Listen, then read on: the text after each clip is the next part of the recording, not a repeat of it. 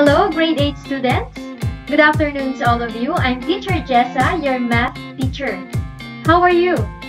Since yesterday we already started our online classes, I hope you learned a lot. And this time, for your mathematics subject, we will start your first lesson for the first quarter, which is polynomials. I hope you already have background with this lesson during your grade 6 and grade 7. So what is a polynomial? A polynomial comes from the words poly and nomial. When we say poly, it means many, while nomial means term. Poly, many. So magkatunog sila, di ba? Poly, many. Nomial means term. Okay, when we combine the two words, polynomial means many terms. Okay, don't forget that polynomials means many terms. So a polynomial consists constant, variable, exponents, and coefficient. Okay, pag sinabi natin constant, yan yung nasa integers. Yung positive, negative, and zero. Okay? Constant number. Tandaan nyo yun, ha? Then we have the variable. When we say variable, a symbol used in a given terms. So ito yung mga letters. Yung nasa alphabet natin, A to Z. Kadalasan ginagamit ay X and Y. Pero ngayon, gagamitin natin ang A hanggang Z.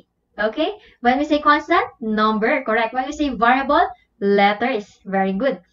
While exponents and coefficient. So, pag sinabing exponents, it says how many times to use the value in a multiplication like y squared. For example, we have y squared. So, yung ating exponent ay yung number na nasa taas ng variable. So, yung 2. So, yung 2, sasabihin niya kung ilang beses i-multiply yung y sa sarili niya. For example, y squared, it means y times y. Yan, naalala niyo po yung mga exponent. Then, we have the coefficient. So, coefficient is a number used to multiply a variable. So, coefficient yun yung number before ng variable. For example, we have the 4x. So, yung coefficient natin dun sa 4x ay yung 4. So, yung number before the variable. So, tandaan niyo ang coefficient, basta may kasama siyang variable, ang number doon ay coefficient ang tawag. By the way, so kapag ang variable ay nakikita nyo, letters lang siya, wala siyang number, automatic meron siyang coefficient na 1. So, pag nakita nyo x lang, automatic meron siyang 1. Kapag y lang, automatic meron siyang 1 na coefficient. Okay? Next, we have terms. When we say terms, these are the parts of algebraic expression separated by an operation, which are addition, subtraction, multiplication, and division. So, kapag sinabi nating terms, yung nasa pagitan nila ay mga operations. Right, for example, ito, 4xy squared plus 3x minus 5. So, yung mga terms na nandito ay tatlo. Ano yung mga yon? We have 4xy squared, another 3x, and 5. So, meron tayong two operations, which are the addition and subtraction. Okay? Next, so, these are the example of polynomials. Yan, 3x, x minus 2. So, pansinin niyo yung nasa pinakababa, 5. 5 is an example of polynomials. Why? Because it is a constant. So, when we say constant, kapag number lang, ay kino-consider siya as polynomials. Also, kapag nakakita kayo ng x lang, y lang, or letters, variable lang, it is also a polynomials. Is that clear? So, next. In this example naman, after ng polynomials, ito naman yung mga not polynomials. Why? So, once na meron kayong nakitang negative exponent, automatic, it is not a polynomials. Okay? And then, kapag meron kayong nakita sa denominator, kapag fraction ang given, ang nasa denominator ay variable, so it is also not a polynomials. Okay?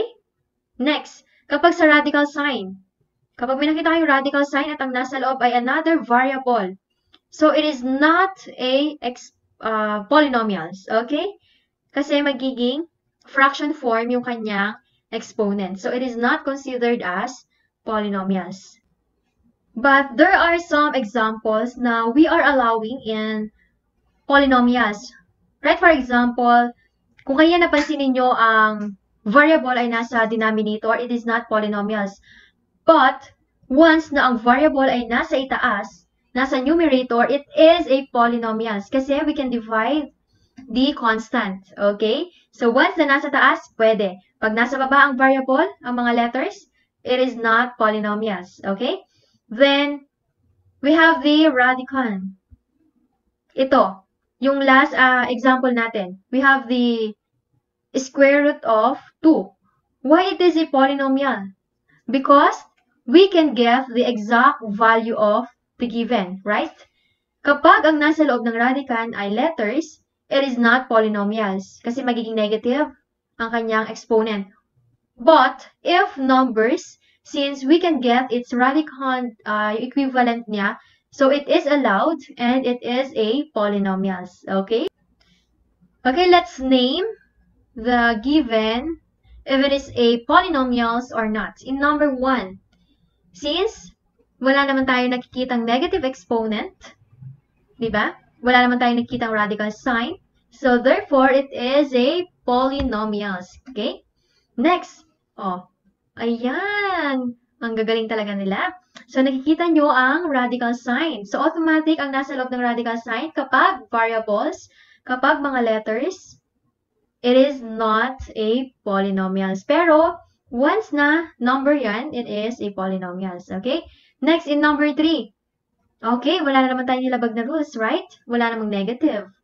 Okay, so therefore, it is a polynomials. How about number 4?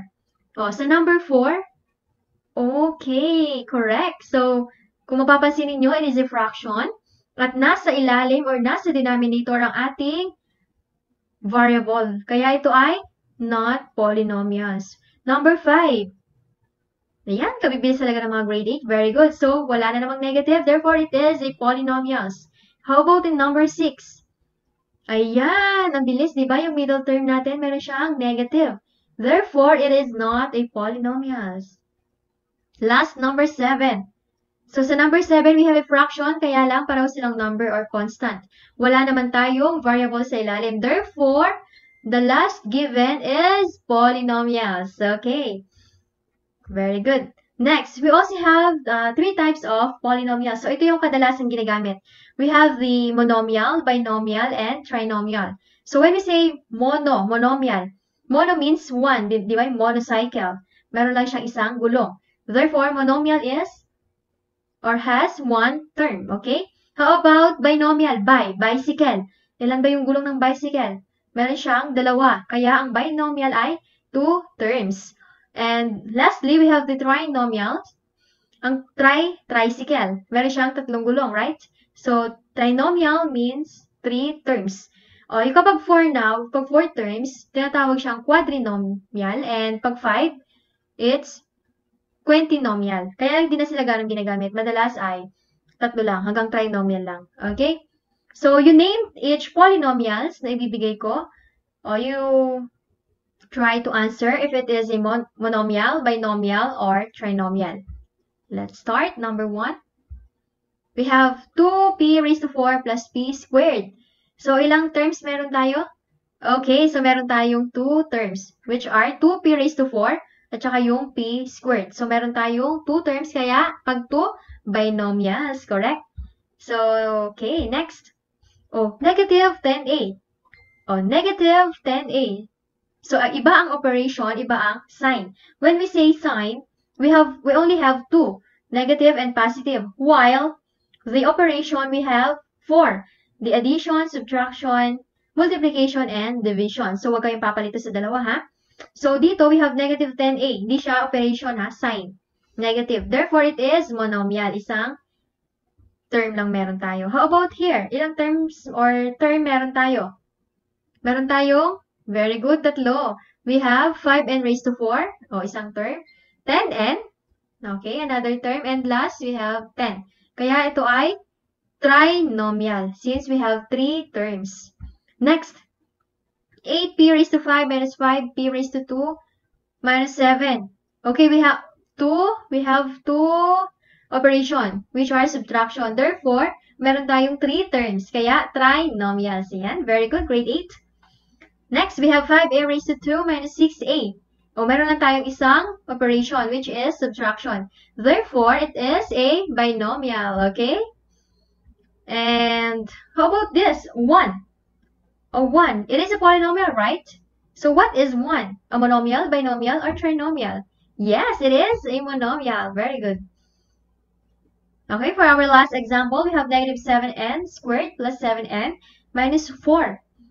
Okay, we have, very good, we only have two operation, the addition and subtraction. Yung negative 7 or yung negative, it is a sign, no? Yung katabi ng 7. Sign yan, yung nasa unahan. Negative 7n squared, o isang term yan. 7n is another term, and 4 is another term. Therefore, it is a trinomial. Okay? That's the end of our lesson for this day. I hope you learned a lot. And for your worksheet, I will send it in our group chat. I will end this presentation with this Bible verse from the book of Acts, chapter 9, verse 31. It says, "Built up in the fear of the Lord and the comfort of the Holy Spirit." So that's all for this day. Have a nice day to all of you. God bless, and see you on our next meeting.